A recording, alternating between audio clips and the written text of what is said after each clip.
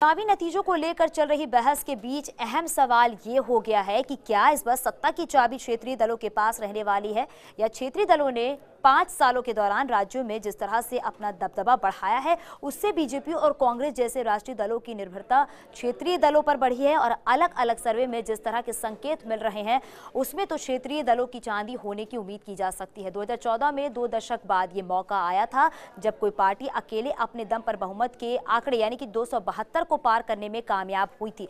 मोदी के जादू के बल पर बीजेपी को 282 सीटें मिली थी। सरकार बनाने के लिए उसे किसी अन्य दलों के सहयोग की जरूरत नहीं थी, लेकिन चुनाव पूर्व सहयोगी क्षेत्रीय दलों के साथ गठबंधन के साथ आपको बता दें कि उसने सरकार बनाना बेहतर समझा। सहयोगी दलों को मिली सीटों को मिलाते ही आपको बता दें कि सदन में एनडीए के पक्ष में 336 सीटें हो गई थी पास में। और इस बार अब तक का जो राजनीतिक परिदृश्य उभर कर सामने आया है उसमें यूपी में एसपी बीएसपी गठबंधन के बाद दोनों दलों के निर्णायक स्थिति में रहने की संभावना ज्यादा है। दोनों दल राज्य में बड़े वोट बैंक पर काबिज और इससे बीएसपी तो राज्य में 3 बार और बीजेपी के साथ साझा सरकार चला चुकी है। बिहार में सारा खेल यही है कि क्षेत्रीय दलों पर टिका हुआ है, चाहे वो यूपीए के पाले वाले हो या फिर एनडीए के राज्य में हो। क्षेत्रीय दलों की अहमियत का अंदाजा इस बात से लगाया जा सकता है उन्हें अपने पाले में बनाए रखने के लिए बीजेपी को अपने कई मौजूदा सांसदों के टिकट काटने पड़ गए हैं। महाराष्ट्र में शिवसेना और एनसीपी की भूमिका अहम होगी और शिवसेना ने बीजेपी के खिलाफ जो तेवर रहे हैं उसमें